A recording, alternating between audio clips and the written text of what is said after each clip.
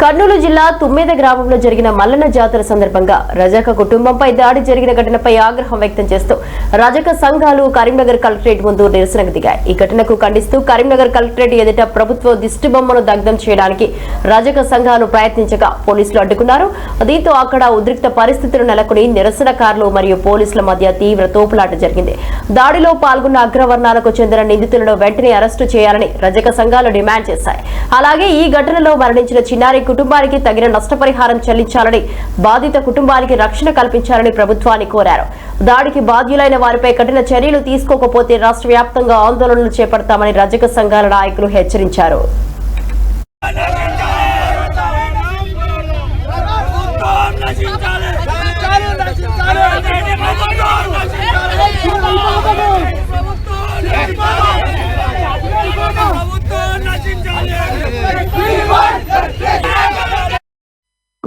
మొన్నటి రోజున 19వ తారీఖు నాడు నాగర్ కర్నూల్ కుమ్మర గ్రామంలో జాతరకు అయిన సందర్భంలో గుడిలో మా రజక కుటుంబాన్ని అణిచివేత గురి చేసి ఆ గుడిలో ప్రవేశించినందుకు మీరు చాకలి కులస్తులని రెడ్డి కులస్తుడు అక్కడి స్థానిక సర్పంచ్ తుకారాం మరియు శ్రీకాంత్ రెడ్డి, శ్రీనివాస్ రెడ్డి మరో నలుగురు కలిసి వాళ్ళను విచిత్ర రహితంగా కొట్టి 3 గంటలు చిత్రహింసలు గురి చేసి పసిపాపని చూడకుండా పసిపాపను వాళ్ళ కాళ్ళు ఎదుటే చూపెడితే పసిపాపను తన్ని ఆ పాప ఊపిరి అడగా చనిపోవడం జరిగింది.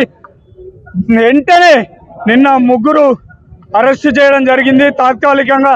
అదే విధంగా తుకారాంను వెంటనే అరెస్ట్ చేసి వాళ్ళ 302 SC అట్రాసిటీ కేసు నమోదు చేసి వాళ్ళని కఠినంగా శిక్షించాలి.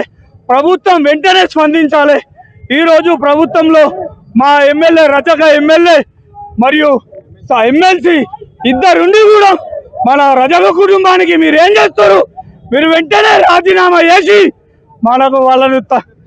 వాళ్ళకు న్యాయం జరిగే విధంగా ప్రభుత్వం దృష్టికి తీసుకెళ్ళాలి. ప్రభుత్వం దృష్టికి తీసుకెళ్ళి రేపటి రోజున వాళ్ళకు ₹1 కోటి ఎక్స్గ్రేషియా తక్షణమే ప్రకటించే విధంగా మా ఎమ్మెల్యే పోరాటం చేయాలని మా కరీంనగర్ రజక సంఘం తరఫున విజ్ఞప్తి చేస్తున్నా. అదేవిధంగా లేని పక్షంలో రేపు కలెక్టరేట్లు మళ్ళీ అదేవిధంగా ప్రతిరోజు కొనసాగిస్తాం. సెక్రటరీ ముట్టడిస్తాం. రేవంత్ రెడ్డి పాలనలో ఇంత అరాచకాలు ఉండడం చాలా దురదృష్టకరం.